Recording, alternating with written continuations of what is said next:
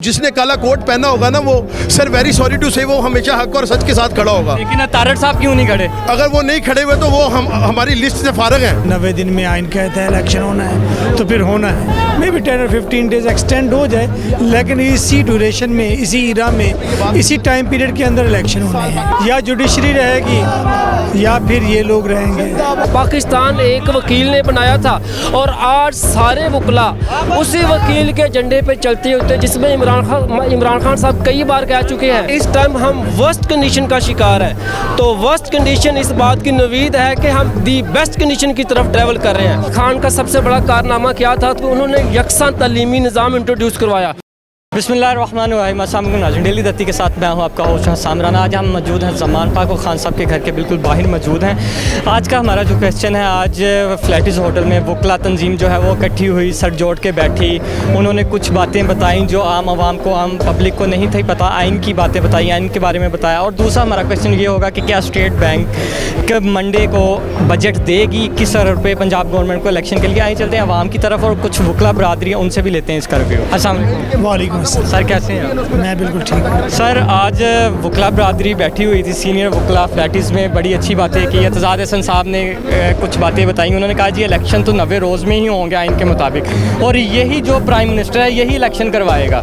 अगर नहीं करवाएगा तो चीफ जस्टिस इनको बुलाएंगे, फिर अगला लाहेअमल बाद में बताया जाएगा। तो क्या कहेंगे इस बारे में? क्या हमें बताएंगे जो बीच का आइन क्या कह रहा है, कि आइन में इस बारे में क्या है? अब तो तमाम पाकिस्तानी अवाम को इमरान खान साहब ने शऊर दे दिया और सेंसिबल बना दिया। हर शख्स, this is very easy question, हर शख्स ये जानता है कि 90 दिन में आइन कहता है इलेक्शन होना है तो फिर होना है। अब इसमें दो राय नहीं है। हाँ, फॉर अ टाइम बीइंग, जैसे कि अभी 10 और 15 डेज़ फॉरवर्ड किया गया है, मे बी 10 और 15 डेज़ एक्सटेंड हो जाए, लेकिन इसी ड्यूरेशन में, इसी इरा में, इसी टाइम पीरियड के अंदर इलेक्शन होने हैं। इसमें दो राय नहीं है। आइन भी यही कहता है, हम भी यही कहते हैं, अब सारा पाकिस्तान यही कहता है। सर आज सबसे बड़ी बात जो देख के खुशी हुई है कि तमाम पार्टियों के जो सीनियर वकला थे, जिसमें एतजाज़ हसन साहब, सलमान अकरम राजा साहब, लतीफ़ खोसा साहब, फिर हामिद खान, जिनके नज़रियात ही डिफरेंट है सबसे, वो सारे एक पेज पे थे। तो ये वकला बरादरी चीफ जस्टिस के साथ खड़ी है, ये मैसेज है। चीफ जस्टिस, ये वकला बरादरी इस मुल्क के पानी के साथ ठहरी है, कैद आज़म के साथ ठहरी है, इलामा इकबाल के साथ ठहरी है, कानून के साथ ठहरी है, हक के साथ ठहरी है, हकीकत के साथ। सर चीफ जस्टिस साहब ने स्टेट बैंक के गवर्नर को कहा है कि जी आप 21 अरब डायरेक्टली दें पंजाब गवर्नमेंट को। उन्होंने कहा ठीक है हम मंडे तक ये पैसे दे देंगे। अगर वो स्टेट बैंक भी पैसे नहीं देती तो वो फिर किस ज़ुमरे में आएंगे? फिर स्टेट बैंक का जो गवर्नर है, इसे कहते हैं कंटेम्प्ट ऑफ कोर्ट। जो या जुडिशरी रहेगी या फिर ये लोग रहेंगे। अगर ये वायोलेट करेंगे फिर कंटेम्प्ट ऑफ कोर्ट है, जेल में जाएंगे। एतजाज़ हसन साहब ने एक तहरीक का ऐलान किया था। एतजाज़ हसन का तल्लुक तो है पीपल्स पार्टी से, लेकिन अगर वो वकला तहरीक का ऐलान करते हैं, आप उनके साथ हैं कि नहीं? आप क्या समझते हैं एतजाज़ हसन का कद इतना छोटा है? हम नहीं ना समझते। एतजाज़ हसन का कद बहुत बड़ा है, और जब उन्होंने कहा है तो तमाम वकला उनके साथ ठहरेंगे। वो एक कद्दावर वकला वकील है।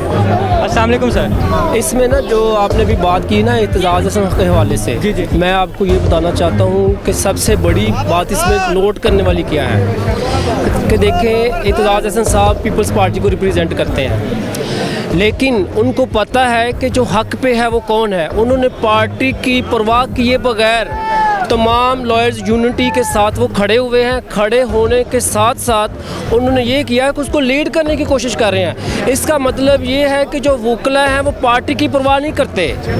वकला भाइयों के साथ चलते हैं। जब भी हक की बात होती है, जब भी नज़रिया ज़रूरत की बात होती है, जब भी पाकिस्तान को रिस्टोर करने की बात होती है, आप ये जहन में रखिए कि पाकिस्तान बनाया किसने था? पाकिस्तान एक वकील ने बनाया था, और आज सारे वकला उसी वकील के झंडे पे चलते होते, जिसमें इमरान खान साहब कई बार कह चुके हैं। आपने कहा कि इत्तेजाज अहसन जो हैं वो लीड करें, दूसरी तरफ आपने ये भी आज नोट किया होगा उनके साथ लतीफ़ खोसा भी थे।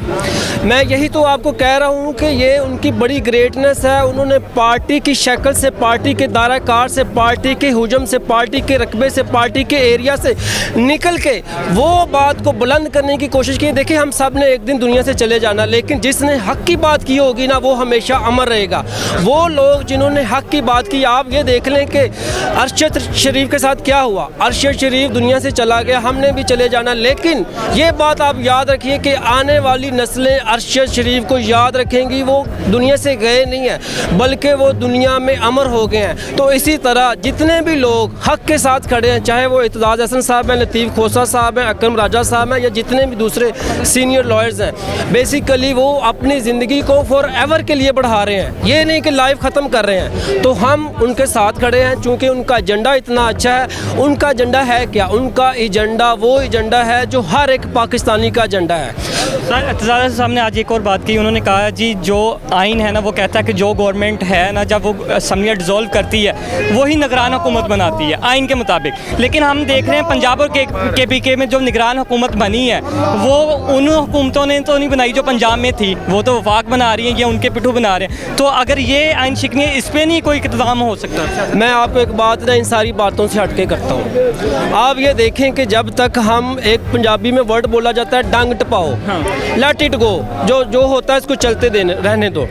जब तक हम लोग या कोई भी मुल्क इस पॉलिसी को अडॉप्ट किए रखते हैं ना, जब जो होता है चलते रहने दो, डंग टपाओ प्रोग्राम, तो हालात चूँ कर तू ही रहते हैं, ठीक नहीं होते। ये इस टाइम हम वर्स्ट कंडीशन का शिकार हैं। तो वर्स्ट कंडीशन इस बात की नवीद है कि हम दी बेस्ट कंडीशन की तरफ ट्रैवल कर रहे हैं। अब ये देखिए, हर तरह से वायलेट हो रहा है, जो कुछ कानून में लिखा हुआ है, जो कुछ लॉ में लिखा हुआ है, सब कुछ वायलेट हो रहा है। इसका मतलब ये है कि हम तारीख के वर्स्ट दौर से गुजरे हैं। लेकिन एक बात जहन में रखिए, जो वर्स्ट होता है उसमें भी कुछ दी बेस्ट होता है। तो ये जो आप यूनिटी देख रहे हैं ऑल पार्टीज लॉयर्स की, ये जो यूनिटी है, ये क्या है? ये दी बेस्ट है, यानी वर्स्ट कंडीशन में हमने दी बेस्ट को ले आए आगे। तो हमारी कौम, आपको याद होगा कि 1896 में सर सैयद अहमद खान ने ये कहा था कि हमें सियासी शऊर की बेदारी की ज़रूरत है। आज से 150 साल उन्होंने पहले कहा था कि हमें सियासी शऊर चाहिए। आज हर बच्चे को शऊर है। देखें ये क्या है, देखने को ये लग रहा है कि सिचुएशन वर्स्ट है, लेकिन मैं ये कहूँगा ये दी बेस्ट है। ये हम इंशाल्लाह वो अचीव करने जा रहे हैं जो हमारा पाकिस्तान, हमारा मुल्क इंशाल्लाह रोज़े क़यामत तक के लिए खड़ा हो जाएगा। आज हम जो जज्बा अपने बच्चों में पैदा करें, हम यहाँ पे किस लिए आए हैं? मैं समझता हूँ कि मैं एज अ कॉमन मैन, एक आम आदमी के नाते, मैं एक एस्टेब्लिश लेवल पे पहुँच चुका हूँ। ये मेरे सामने दोस्त खड़े हैं, ये भी एस्टेब्लिश लेवल पे जा चुके हैं। हम आए किस लिए? हम यहाँ पे हम अपने लिए नहीं आए, हम अपने बच्चों के लिए आए हैं। आपने एक वर्ड सुना होगा कि जो दरख्त लगाता है उसका फल नहीं खाता, तो वो फिर लगाता किस लिए है? वो आने वाली नस्लों के लिए लगाता है। तो हम भी ये जो आज कानून का बूटा, रूल ऑफ लॉ का पौधा जो हम लगाने जा रहे हैं, ये हम अपने लिए नहीं लगाने जा रहे। हम उन्हें कंफर्ट जोन को इसी वजह से तोड़ा है कि हमारी आने वाली नस्लें इसमें फ्लरिश करें। आप ये देखें कि खान का सबसे बड़ा कारनामा क्या था, तो उन्होंने यकसा तालीमी निज़ाम इंट्रोड्यूस करवाया। अब ये नहीं है कि जो बच्चा ओ लेवल ए लेवल करेगा वही आगे CSS करेगा, वही आगे ब्यूरोक्रेट होगा। यकसा तालीमी निज़ाम का मतलब ये है कि एक गरीब के बच्चे को भी वही मौके मिलेंगे जो एक अमीर के बच्चे को मिलते हैं, जो एक इंडस्ट्रियलिस्ट के बच्चे को मिलते हैं। तो सबसे बड़ी तो बात ये है। तो हमारे नबी पाक सल्लल्लाहु अलैहि वसल्लम ने क्या दुआ फरमाई अल्लाह ताला से? आप सल्लल्लाहु अलैहि वसल्लम ने दुआ फरमाई, रब्बी ज़िदनी इल्मन, ऐ मेरे अल्लाह मेरे इल्म में इजाफा फरमा। तो इससे बड़ी बात क्या होगी? जब हमारे में शऊर होगा तो तभी तो हम आगे बढ़ेंगे। एक क्वेश्चन करना चाह रहा हूँ कि अगर पंजाब की असम्बलियाँ पहले डिज़ोल्व हो जाती हैं, KPK की हो जाती हैं या सिंध की हो जाती हैं, क्या वो उस वक्त तक निगरान हुकूमत रहेगी जब तक वफाकी हुकूमत है, कि उसमें इलेक्शन हो जाएंगे या इकट्ठे होंगे?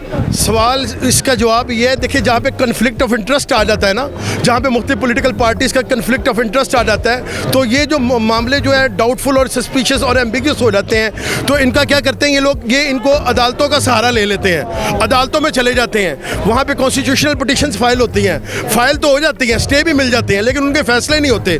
होना तो ये चाहिए जैसे रातों रात अदालतें खुलती हैं ना, तो वैसे रातों रात ही इन कामों के फैसले भी होने चाहिए और इन पे अमल दरामद भी होना चाहिए। सुनने में आ रहा है कि आप लोगों के साबका कुलीग तारड़ बरादरी जो है उनको नून लीग खुडे लाइन लगा रही है। बात ये, हम कुलीग की जहाँ पे बात की है, जिसने काला कोट पहना होगा ना, वो सर वेरी सॉरी टू से वो हमेशा हक और सच के साथ खड़ा होगा। लेकिन तारड़ साहब क्यों नहीं खड़े? अगर वो नहीं खड़े हुए तो वो हमारी लिस्ट से फारग हैं। हम ये बात नहीं करते, हमारी लिस्ट में तो वो बंदा रहेगा जो हक की खातिर अपनी सर कटाने के लिए तैयार होगा।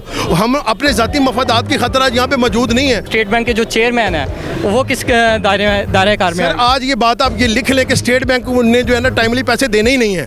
ये यहाँ पे मुख्तलिफ डिलेइंग टैक्टिक्स के जरिए ये एक ड्रामा रचाया जाना है और इलेक्शन हमेशा प्रोलॉन्ग करना है इस प्रोसेस को, क्योंकि यहाँ पे इंटरेस्ट जो है ना वो इस चीज़ में ही है, करंट मौजूदा हुकूमत का इंटरेस्ट इस चीज़ में है कि इलेक्शन हो ही ना, जो है बिल्कुल खान साहब आए ही ना, इलेक्शन हो ही ना, और ये इसी तरह ये जो है ना इस चक्की में पिसते चले जाएँ और हालात मज़ीद बद से बदतर होते जाएँ। यही तो इनका मकसद है। सर आखिरी क्वेश्चन ये कि अगर इलेक्शन नहीं होते, जो वकला ने अपना एहतजाज की कॉल दी है, तो फिर आप एहतजाज के पीछे होगा जो होगा ना वो सब देखेंगे यहाँ पे होता क्या है। अब बहुत शुक्रिया, बहुत शुक्रिया। नाज़रीन, जैसा कि आपने वकला बिरादरी की गुफ्तगू सुनी है, अगर आपको हमारा ये प्रोग्राम पसंद आए तो चैनल को सब्सक्राइब करें। तब तक के लिए मुझे दें इजाज़त। अल्लाह हाफिज़।